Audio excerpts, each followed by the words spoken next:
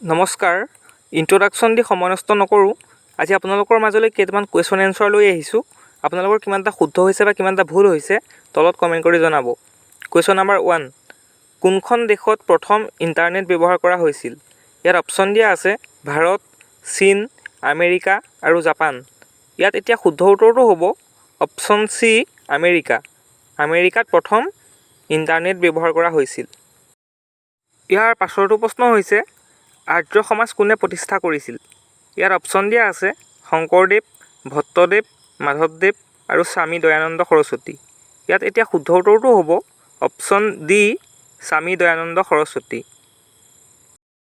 ইয়াৰ পাছৰটো প্ৰশ্ন হৈছে মানুহৰ তেজত কোনটো ধাতু পোৱা যায়? ইয়াত অপশ্যন দিয়া আছে জিংক, সোণ, ৰূপ আৰু লোহা। ইয়াত এতিয়া শুদ্ধ উত্তৰটো হ'ব অপশ্যন ডি, লোহা। মানুহৰ তেজত লোহা ধাতুটো পোৱা যায়। নেক্সট কুৱেশ্যন, গিৰ ৰাষ্ট্ৰীয় উদ্যান কোনখন ৰাজ্যত অৱস্থিত? ইয়াত অপশ্যন দিয়া আছে ৰাজস্থান, দিল্লী, গোৱা আৰু গুজৰাট। ইয়াত এতিয়া শুদ্ধ উত্তৰটো হ'ব অপশ্যন ডি, গুজৰাট। গিৰ ৰাষ্ট্ৰীয় উদ্যানখন গুজৰাট ৰাজ্যত অৱস্থিত। ইয়াৰ পাছৰটো প্ৰশ্ন হৈছে গংগা নদীৰ উৎপত্তি ক'ৰ পৰা হৈছে? ইয়াত অপশ্যন দিয়া আছে নালন্দাৰ পৰা, চাম্বলৰ পৰা, গংগোত্ৰী হিমবাহৰ পৰা আৰু প্ৰশান্ত মহাসাগৰৰ পৰা। ইয়াত এতিয়া শুদ্ধ উত্তৰটো হ'ব অপশ্যন চি, গংগোত্ৰী হিমবাহৰ পৰা। গংগা নদী গংগোত্ৰী হিমবাহৰ পৰা উৎপত্তি হৈছে। নেক্সট কুৱেশ্যন, আটাইতকৈ বেগেৰে দৌৰিব পৰা জন্তু কোনবিধ? ইয়াত অপশ্যন দিয়া আছে হৰিণ, চিতা, কেংগাৰু আৰু ঘোঁৰা। ইয়াত এতিয়া শুদ্ধ উত্তৰটো হ'ব অপশ্যন বি, চিতা। চিতাবাঘ হৈছে সকলোতকৈ বেগেৰে দৌৰিব পৰা জন্তু। নেক্সট কুৱেশ্যন, তলৰ কোনখন জিলা ব্ৰহ্মপুত্ৰৰ দক্ষিণ পাৰে অৱস্থিত? ইয়াত অপশ্যন দিয়া আছে কোকৰাঝাৰ, লখিমপুৰ, চিৰাং আৰু গোলাঘাট। ইয়াত এতিয়া শুদ্ধ উত্তৰটো হ'ব অপশ্যন ডি, গোলাঘাট। গোলাঘাট জিলাখন ব্ৰহ্মপুত্ৰ নদীৰ দক্ষিণ পাৰে অৱস্থিত। ইয়াৰ পাছৰটো প্ৰশ্ন হৈছে অৰুণাচলৰ ৰাজধানী কি? ইয়াত অপশ্যন দিয়া আছে দিছপুৰ, মেঘালয়, মণিপুৰ আৰু ইটানগৰ।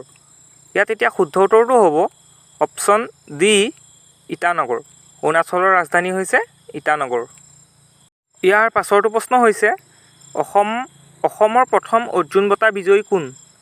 ইয়াত অপশ্যন দিয়া আছে ভোগেশ্বৰ বৰুৱা, হিমা দাস, শিৱ থাপা আৰু মনালিছা মেহতা।